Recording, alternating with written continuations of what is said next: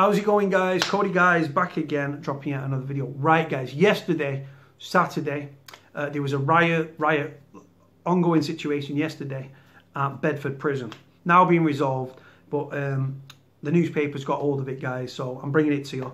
If we know anyone that's been in Bedford, and I know we do, if you want to do a telephone interview and speak about the prison, about what your experiences were, or if you are supporting a loved one that's in that prison and you want to do an interview, hit me up and we'll do an interview and we'll put it on the channel.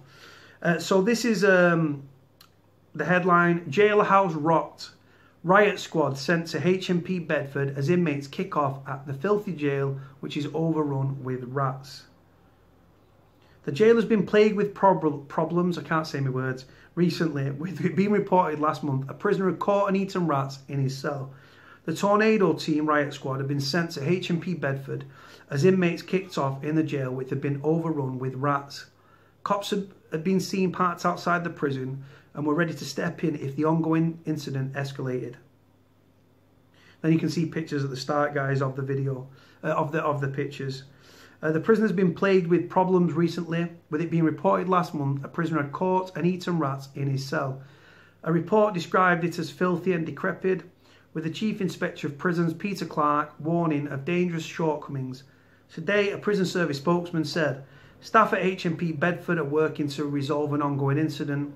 This was contained to one wing of the prison, and national resources are on site. The national resources they're referring to is the NTRGs, the National Trained Response Group officers. They just go in, guys, in riot gear and smash fuck out of prisoners. That's pretty much what they do. They confirmed no injuries to staff or prisoners have been reported, and the situation was calm as of 8 p.m. Inspectors said they witnessed a serious lack of order and control on the wings and at the prison, adding that many inexperienced wing officers struggled to exert their authority over prisoners who did not obey basic rules or conform to expected behaviour. Last month, the report, which was the only one comparable local prison, Birmingham, had higher overall rates of violence, and that Bedford had the highest rate of assaults on staff, which were a daily occurrence.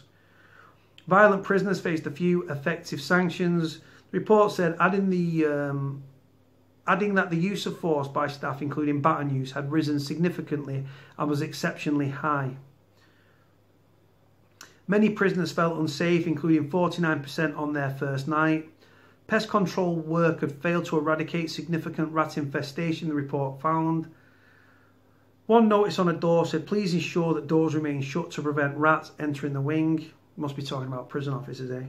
And conditions in the segregation unit were described as appalling. In 2016, the jail was hit by intense rioting, which saw about 230 inmates go on a rampage. The disturbance was eventually successfully resolved after guards and police riot officers spent more than 6 hours trying to bring the disorder under control.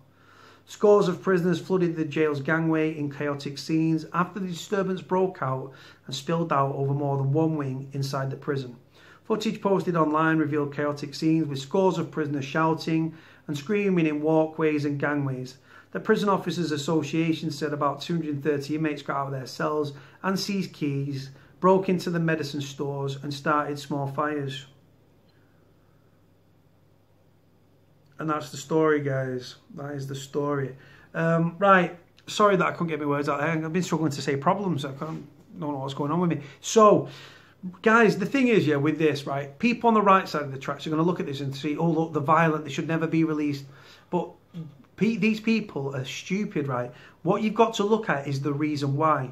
Now, like I say, recently there was a story last month about prisoners like complaining about rats and rat infestations within the prison. I think there's even a prisoner that's suing the Ministry of Justice who developed post-traumatic stress disorder, or is claiming, should I say, to have PTSD because of rats and stuff. A rat ran over his body and all this sort of stuff, right? And like I say, that the Inspectorate of Prisons, Peter Clark, right, who's very good at what he does, he highlights the failings of the prisons up and down the country, in England and in Wales. And like I said, there was actually signs on the wing, don't leave doors open because rats will get in. Now, this isn't a Dickensian novel, guys, from the, like I say, like centuries ago. This is like 2019 in prisons in England and Wales. when you house prisoners in conditions that you wouldn't keep your animal in, right, or a pet in, right, or a cat or a dog, right, and you're housing men in there, hoping for them to be rehabilitated, right, all that, you can't do it. You can't do it, guys. And like I say, people kick off, right, and there's a reason. Everyone has a breaking point, and then prisoners think, you know what, this isn't fucking right. This is this is a breach of our human rights. We have rights, and they should be respected, right? And prisoners kick off, and they take this course of action. They don't just wake up and think, oh, right, we're all going to put our heads together and smash a wing up, because, no, it's anger, it's frustration, and they put complaints in, the complaints are ignored. So then they take this course of action to highlight it. Now, the prisoner, the former prisoner, should I say, that took these images, follows me on Twitter, right? So you can see the images at the start. One's quite blurry, one isn't, and it's of the police outside the prison. Now, these weren't riot police that were pulling up, they were just panda cars. And they wouldn't have been in riot gear, but they was on standby, right? But they got the Nationals in, or the NTRG's National Train Response Group, National Tactical Response Group even, that, like I say, they're just called the Nationals, or they're called Tornado Squads. They go in mob-handed and kick fuck out of prisoners to resolve the situation. But like I say, guys, you've got to look at the reasons why prisoners riot. If you treat people like animals, you shouldn't be surprised, easy for me to say, when they act like animals. Simple as that. I've got nothing else to say on the situation, guys, really. It's just, if you're going to be housed like that and you're going to be treated like that, then you act like that, don't you? And you're doing it to highlight the failings and stuff. Do you know what I mean? When your complaints are being ignored and ignored and ignored, right, prisoners get pissed off. And then they think, you know what, we can prisoners could take any prison in the prison system. All they need to do is isolate a senior officer, take his keys, right? As soon as he gets off the wing and he retracts and stuff, get into the gangways and stuff, try and get onto other wings, try and get up on the roof to highlight the failings. Now, I'm not asking or inciting people to do that. No. But I'm just saying, this is hypothetically what could happen. And like I say, prisoners have taken to rooftop protests forever and a day to highlight the failings.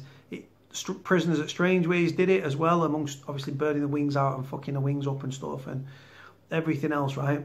But this is how prisoners do it. They get onto the roofs and stuff. What they should be doing, really, if you're a serving prisoner, right, and you want to, rather than getting a nicking and getting adjudication and rioting and getting extra time added to your sentence, right, what you should do, right, Google, if you've got a smartphone in prison or you've got a loved one that's got a smartphone in prison, Google news desks, right, send them pictures, right, ring a news desk and say, hi, my name is, you don't even have to give your name, just say, I am anonymous, serving prisoner at this prison, right? Have you got a mobile number, or have you got a way that I can send you footage, right, or pictures that what's going on within the prison? Like I say, I'm not talking about filming other prisoners, no. I'm talking about rats, mice, cockroaches, the conditions and stuff, and get it out that way. That is the best way prisoners can do it. Take it to the media. The media will, like cats, man, they'll lap it up, right? And like I say, it gets the conditions out there, it gets the story out there. And like I say, you never give yourself away, you never give your name away. But just let them know, like ring them off a withheld number and then just say, look, like I'm going to send, because if I'm a serving prisoner, I'm not going to want to give my phone number to a journalist. So I would say, look, what's your phone number? I'm going to send them to a friend of mine on the out. My friend on the out will WhatsApp them to you. And will you do a story? I am a serving prisoner in that prison, as you can see from the footage or from the video of the cockroaches or the mice or the rats or the conditions, right? And do it that way. That's a sensible way as well. And if your loved one on the outside, like say it's a massive story, say it's a really, really big, juicy story, right? And you've got pictures or footage of it, right? Because you're in prison, you can't make money off that footage. But if you WhatsApp it to your loved one on the out and give them what they call the copyright. Now, if I go outside and I film like a murder, right? And then like, not that I'd film a murder, you know what I mean? But if I film something, I own that copyright. I filmed it myself. I own the copyright. So I'd have to give permission for somebody for that to sell, for them to sell it should they chose to. Do you know what I mean? So what I'm saying in layman terms, if you've got a loved one that's in prison, he's filming something, right, and then he sends you the footage, right? You can't run to the media and say, well, I own the copyright, because they'll say, well, you're not in prison. So your loved one, but your loved one can give you permission and say, right, send you a text message, right, I give you the copyright. Or send you a voice note, I give you the copyright. The copyright is yours. I've handed that over to you. You own the copyright. They then can sell it to the newspapers and stuff. But like I say, as long as it's not incriminating anybody and it's showing and highlighting the failings of the prison system and the conditions and treatment of prisoners, then I'm always up for that, guys. Very, very easy. And if you do, I can get you a good price and stuff like that. I'll tell you who gives you the most bang for your buck. But like I say, I'm not in the business of grassing people up, but rather than rioting and smashing wings up and stuff, there are better and cleverer ways to get the story out there. Really, really is. Anyway, guys, I waffled on for 10.5 minutes, so like, comment, subscribe. Cody out.